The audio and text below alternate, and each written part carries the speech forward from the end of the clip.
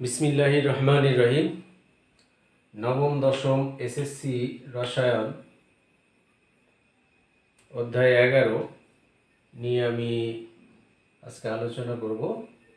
প্রিয় শিক্ষার্থীবৃন্দ ও সম্মানিত অভিভাবক মণ্ডলী, online video class cantonment board বালিকা উচ্চ বিদ্যালয় রংপুর শ্রেণীবাস রংপুর থেকে স্বাগত জানাচ্ছি। তো আজকের যে বিষয়গুলো আলোচনা করব বা আজকের আলোচনার টপিকস হলো অ্যালকিন ও অ্যালকোহলের পারস্পরিক রূপান্তর এবং অ্যালকোহলের সাথে কম তাপমাত্রায় ও বেশি তাপমাত্রায় H2SO4 এর বিক্রিয়া কীভাবে হয় সেগুলি আলোচনা করব। তো শুরু করা যাক। প্রিয় শিক্ষার্থীবৃন্দ, তোমরা অবশ্যই এই ক্লাসটি উপভোগ করবা এবং জোর অনুশীলন করবা। আমি বিক্রিয়াগুলো আলোচনা করব এবং বিক্রিয়াগুলোর টুকটাক কিছু কৌশল আলোচনা করব যাতে তোমাদের মনে রাখতে খুবই সহায়তা হবে, মনে রাখতে খুবই সহজ হবে। তো প্রথমে এখানে অ্যালকিন ও অ্যালকোহলের পারস্পরিক রূপান্তর নিয়ে আলোচনা করব। তোমরা লক্ষ্য করলে দেখতে পাবা এখানে 1 2 দুইটা বিক্রিয়া এবং আবার 1 2 দুইটা বিক্রিয়া, এভাবে আমি লিখছি। অ্যাকচুয়ালি প্রথম দুটি বিক্রিয়া হলো অ্যালকিন থেকে অ্যালকোহলে পরিণত হওয়ার বিক্রিয়া এবং দ্বিতীয় যে দুইটা বিক্রিয়া আমি লিখেছি সেটা হলো অ্যালকোহল থেকে কিভাবে অ্যালকিনে আমরা ফিরে আসব সেই বিক্রিয়া।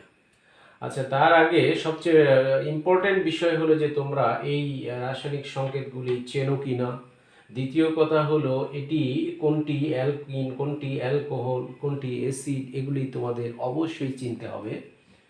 তো তোমাদের এগুলি নিয়ে আমি আলোচনা করছি। যেমন C2H4 এটাকে আমরা দুইভাবে চিনতে পারি।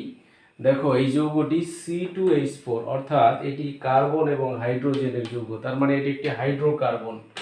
হাইড্রোকার্বনের তিনটি ফর্মুলা আছে। একটা হলো CnH2n+2, আরেকটি হলো CnH2n, আরেকটি হলো CnH2n-2। তো খেয়াল করো, যদি আমাদের সি এর যে কার্বন সংখ্যা আছে এখানে 2 তার ডাবল হয় তাহলে দ্বিতীয় সূত্রটি, অর্থাৎ এটা 2 হলে এটা 2 × 2 মানে 4। অর্থাৎ দেখো 1 2 3 তিনটি সূত্রের মধ্যে এই 1 নম্বর বিক্রিয়ার যে প্রথম যৌগটি সেটা দ্বিতীয় সূত্রটিকে অনুসরণ করছে। তো তোমরা তিনটা সমগোত্রীয় শ্রেণীর এইটাকে জানো অ্যালকেন হিসেবে, এইটাকে জানো অ্যালকিনের ফর্মুলা, এটা জানো অ্যালকাইনের ফর্মুলা। তার মানে আমরা এইভাবেও চিনতে পারলাম যে এই যৌগটি হলো অ্যালকিন।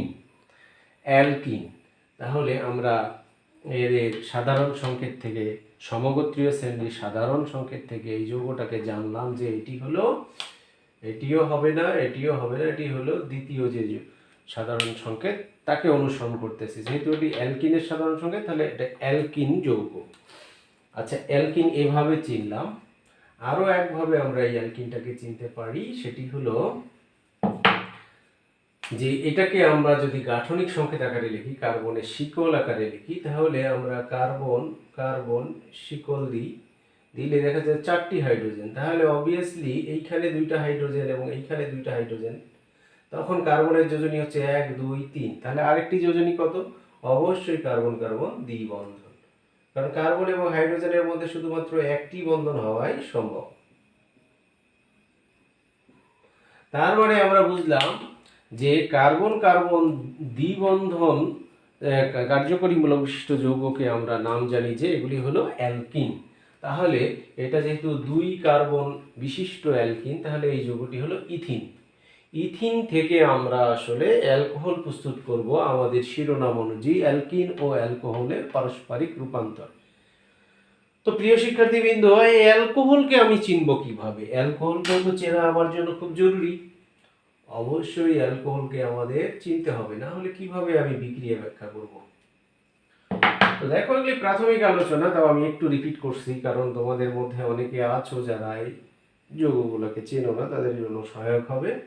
সেটি হলো, যদি কোনো জৈব যৌগে অনলি OH মূলক বিশিষ্ট যৌগ থাকে তাহলে সেই জৈব যৌগটি হলো অ্যালকোহল, অ্যালকোহল শ্রেণীর যৌগ।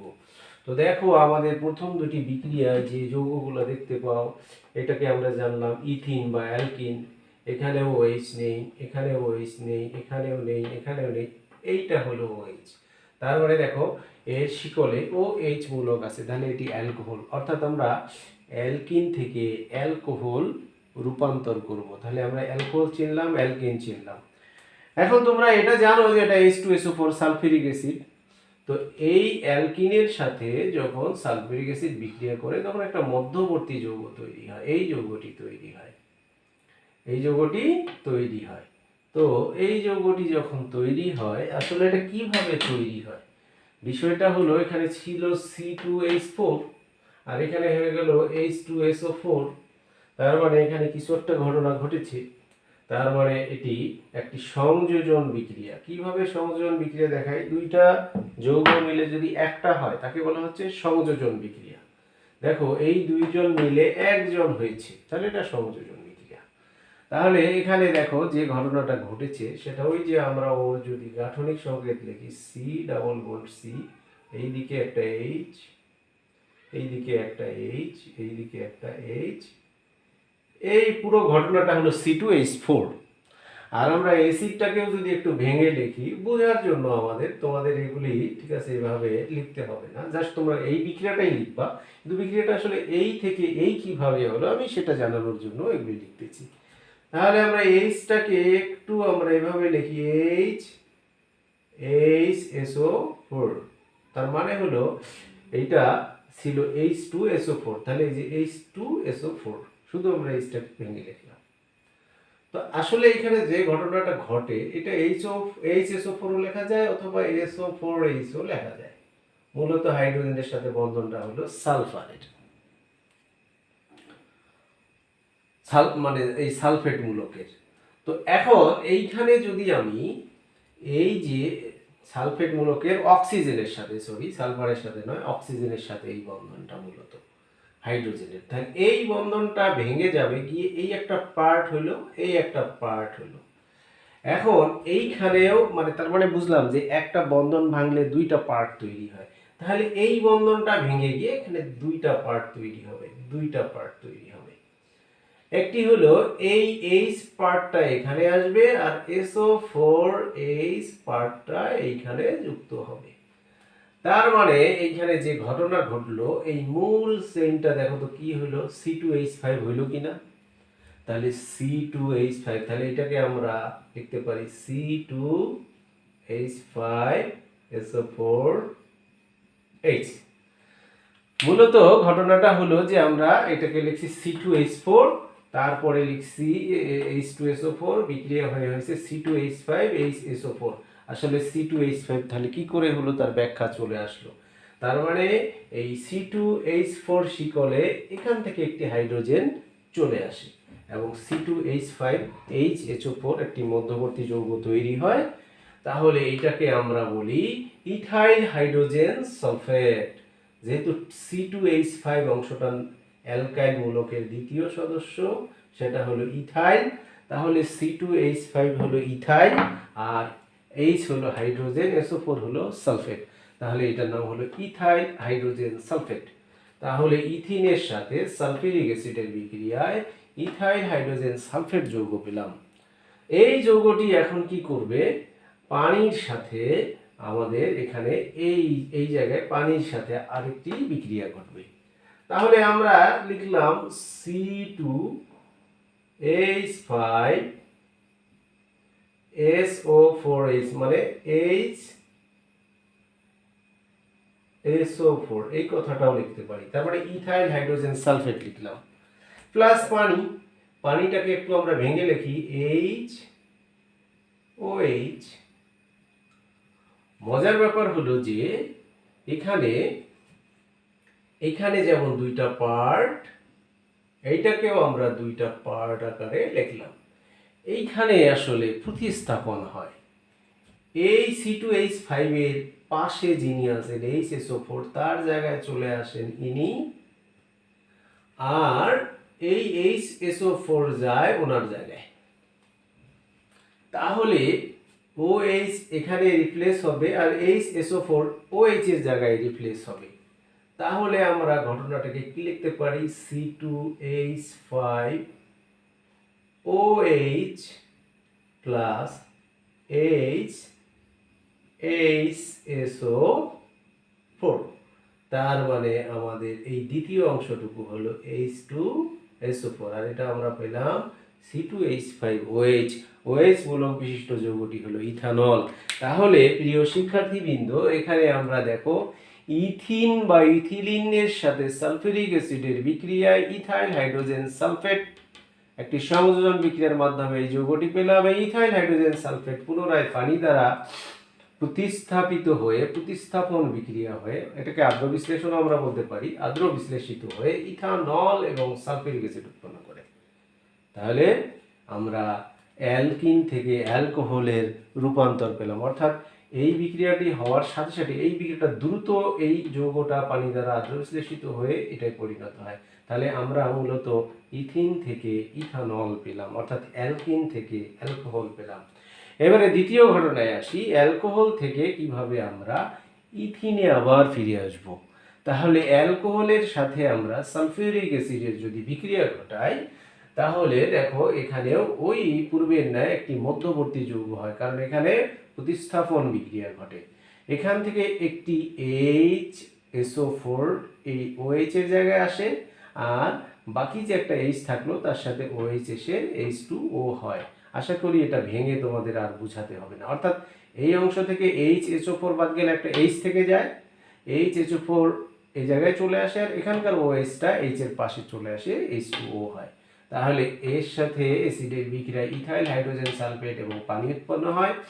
উৎপন্ন ইথাইল হাইড্রোজেন সালফেট পুনরায় তাপে বিয়োজিত হয়ে দেখো কি তৈরি হয়, ইথিন এবং H2SO4 এ পরিণত হয়। অর্থাৎ এখান থেকে এই C2H5 অংশ থেকে একটি হাইড্রোজেন যখন HSO4 এর কাছে আসে, তারপর ওই হাইড্রোজেনেরও বন্ধন ভাঙে, HSO4 এর বন্ধনও ভাঙে, এটা দুই কার্বনের সাথে আবার ডাবল বন্ড করে C2H4 হয়। তোমরা যদি চাও আমি কৌশলটি আবারও দেখিয়ে দিতে পারি। দেখো এখানে যে ঘটনাটা ঘটে, লাস্ট যে বিক্রিয়াটা, সেখানে আসলে যে ঘটনাটা ঘটে, বিক্রিয়ার মেকানিজম যদি বোঝা থাকে, তাহলে একটা বিক্রিয়াকে কিন্তু আমরা সহজেই আয়ত্তে রাখতে পারি এবং মনে রাখতে পারি। তো দেখো এখানে C2, এগুলি নর্মাল মেকানিজম, C2H5HSO4, এটাকে আমরা যদি একটু ভেঙে লিখি তাহলে এভাবে লেখা যায় CH3CH2, এখানে CH3 না লিখে আমরা CH2 একটা H কে আলাদা লিখতে পারি, আর এখানে আমরা CH2, তার মানে আমরা এই যে পুরো অংশটায় যা পেলাম এটা হলো C2H5। এখন এর সাথে যেহেতু এটা বন্ধন, তাহলে আমরা এইভাবে লিখতে পারি HSO4।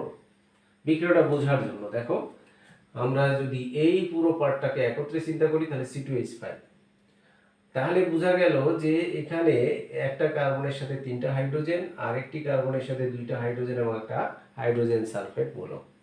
তো আসলে এই বন্ধনটাও ভেঙে যায়, এই বন্ধনটাও ভেঙে যায়। ভেঙে গিয়ে তাহলে ইনি তো আর একা থাকবে না, বন্ধুত্ব হারিয়ে ইনিও এনার সাথে যুক্ত হয়ে H2SO4 এ পরিণত হবে। আর এখানে যে এনার এই বন্ধন, এই বন্ধুত্ব ভেঙে গেছে, এখন এই দুই অংশ পরস্পরের সাথে আবার বন্ধুত্ব করবে, অর্থাৎ এটা ডাবল বন্ড হয়ে যাবে, অর্থাৎ C2H4 হয়ে গেল আর ওটি H2SO4 হয়ে গেল। মূলত এই হলো ঘটনা। তোমরা যদি নরমালি মুখস্থ রাখতে পারো, যে আমি এইটা থেকে এইটা মুখস্থ রাখতে পারো এনাফ, আর যদি কৌশল জানতে চাও সেটা তো আমার এই কৌশলটাকে অনুসরণ করতে হবে। তাহলে আমি আবারও কমপ্লিটলি আমি বিক্রিয়াটা বলে দিচ্ছি। ইথিনকে সালফিউরিক অ্যাসিডের সাথে বিক্রিয়া করালে ইথাইল হাইড্রোজেন সালফেট উৎপন্ন হবে। উৎপন্ন ইথাইল হাইড্রোজেন সালফেটকে পানির সাথে আদ্র বিশ্লেষিত করলে ইথানল তৈরি হবে এবং পুনরায় H2SO4 উৎপন্ন হবে। আবার ইথানলকে যদি আমি সালফিউরিক অ্যাসিডের সাথে বিক্রিয়া ঘটাই তাহলে C2H5HSO4 উৎপন্ন হবে এবং পানি, এবং এটি পুনরায় তাপে বিয়োজিত হয়ে ইথিন এবং সালফিউরিক অ্যাসিডে ফিরে আসবে। তাহলে আমরা এই যে আমরা ইথিন থেকে মানে অ্যালকিন থেকে অ্যালকোহল, আবার অ্যালকোহল থেকে অ্যালকিন, অর্থাৎ পারস্পরিক রূপান্তর কমপ্লিট করলাম। তো প্রিয় শিক্ষার্থীবৃন্দ, আমার দেখো পরে আরেকটি বিক্রিয়া আমি আলোচনা করেছি, সেটি হলো অ্যালকোহলের সাথে কম ও বেশি তাপমাত্রায় H2SO4 এর বিক্রিয়ায়। যদি তুমি বেশি তাপমাত্রায় বিক্রিয়াটি ঘটাও, যেমন 180°C তাপমাত্রায় এই বিক্রিয়াটি হয়, তাহলে এখানে ইথানল সালফিউরিক অ্যাসিডের সাথে বিক্রিয়া করে ওই তখনকার বিক্রিয়ার ন্যায় ইথাইল হাইড্রোজেন সালফেট উৎপন্ন করবে এবং পানি। উক্ত ইথাইল হাইড্রোজেন সালফেটকে যদি আমরা 180°C, আগের যে বিক্রিয়াটি একটু আগে দেখালাম যেটা বিয়োজিত হয়, এটা 180°C তাপমাত্রায় বিয়োজিত হয়ে ইথিন বা ইথিলিন এবং সালফিউরিক অ্যাসিডে পুনরায় ফিরে আসে। আবার নিম্ন তাপমাত্রায় যদি বিক্রিয়াটা ঘটাই, মানে কম তাপমাত্রায় বিক্রিয়া ঘটালে সেটা কিন্তু অন্য যৌগ তৈরি করবে, যেমন এটা 140°C তাপমাত্রায় এই বিক্রিয়াটা হয়। তাহলে 140°C তাপমাত্রায় একই ঘটনা। দেখো এখানে ইথানলকে সালফিউরিক অ্যাসিডের সাথে বিক্রিয়া করে ইথাইল হাইড্রোজেন সালফেট উৎপন্ন করছি। ওই ইথাইল হাইড্রোজেন সালফেটকে 180-তে যদি আমি উত্তপ্ত করি, তাহলে ইথিন বা ইথিলিন যৌগ উৎপন্ন হয়।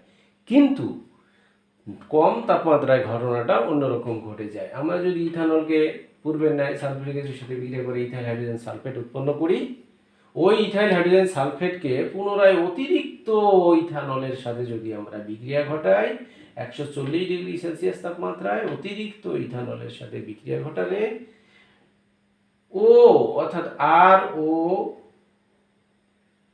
অর্থাৎ এক কি হয়, ইথার নামক যৌগ উৎপন্ন হয়। এরকম কার্যকরী মূলক বিশিষ্ট যৌগকে বলা হচ্ছে ইথার, যার কার্যকরী মূলক হলো O, তাই এটা হলো ইথার, যার এই হাতে একটা অ্যালকাইল মূলক থাকবে, এই হাতে একটা অ্যালকাইল মূলক থাকবে। তোমরা জানো অ্যালকাইল মূলক হলো CH3 methyl, C2H5 ethyl, C3H7 propyl ইত্যাদি, এগুলি হলো। আর আরও আছে, আর এর মান আরও অনেক অসংখ্য যৌগ আছে। তো এই টাইপের যৌগগুলো হলো অ্যালকাইল। অ্যালকেন থেকে এক হাইড্রোজেন কম, তাহলে অ্যালকাইল মূলক। তাহলে এই ধরনের কার্যকরী মূলক বিশিষ্ট যৌগকে ইথার বলে। তো এই আর হলো ইথাইল, এই আরও হলো ইথাইল। এখানে দেখো ইথাইল ইথাইল, তাহলে ইথাইল ইথাইল, কয়টা ইথাইল? দুইটা ইথাইল। তাই এই যৌগটার নাম হবে die ethyl ether. Die ethyl ether, die মানে দুই, এই একটা ইথাইল, এই একটা ইথাইল, ডাই ইথাইল ইথার। আর এই কার্যকরী মূলকটা ইথার শ্রেণীর যৌগকে বোঝাচ্ছে। তাহলে ডাই ইথাইল ইথার উৎপন্ন হয়। একই ধরনের বিক্রিয়া ইথানলকে সালফিউরিকে দিলে ইথাইল হাইড্রোজেন সালফেট উৎপন্ন হয়। ওই ইথাইল হাইড্রোজেন সালফেটকে 180°C তাপমাত্রায় উত্তপ্ত করলে ইথিন বা ইথিলিন উৎপন্ন হয়। কিন্তু ইথানলকে সালফিউরিক অ্যাসিডে বিক্রিয়া করানোর পর যে ইথাইল হাইড্রোজেন সালফেট, তার সাথে যদি আমরা অতিরিক্ত ইথানলকে 140°C তাপমাত্রায় উত্তপ্ত করি, তাহলে ইথিন না উৎপন্ন হয়ে ইথার উৎপন্ন হয়, ডাই ইথাইল ইথার উৎপন্ন হয়। প্রিয় শিক্ষার্থীবৃন্দ, আশা করি তোমরা ক্লাসটি এনজয় করেছো। আমি অনলি এখানে দুইটি, 4টি, 6টি, 8টি বিক্রিয়া তোমাদের আমি দেখালাম। অবশ্যই 8টি বিক্রিয়া তোমরা মুখস্থ করে আমার অ্যালকিন অ্যালকোহলের পারস্পরিক রূপান্তর এবং অ্যালকোহলের সাথে কম ও বেশি তাপমাত্রায় H2SO4 এর বিক্রিয়া, এই রকম কথা মেনশন করে বিক্রিয়াগুলোকে তোমরা লিখে অবশ্যই ইনবক্স করবা। আমি তোমাদের এই অধ্যায় সংক্রান্ত কিছু সৃজনশীল প্রশ্ন আজকে আপলোড করবা। তোমরা প্রশ্নগুলো সলভ করে অবশ্যই প্রত্যেকেই ইনবক্স করবা। আমি প্রত্যেকের তোমার রিপ্লাই চাই। সবাই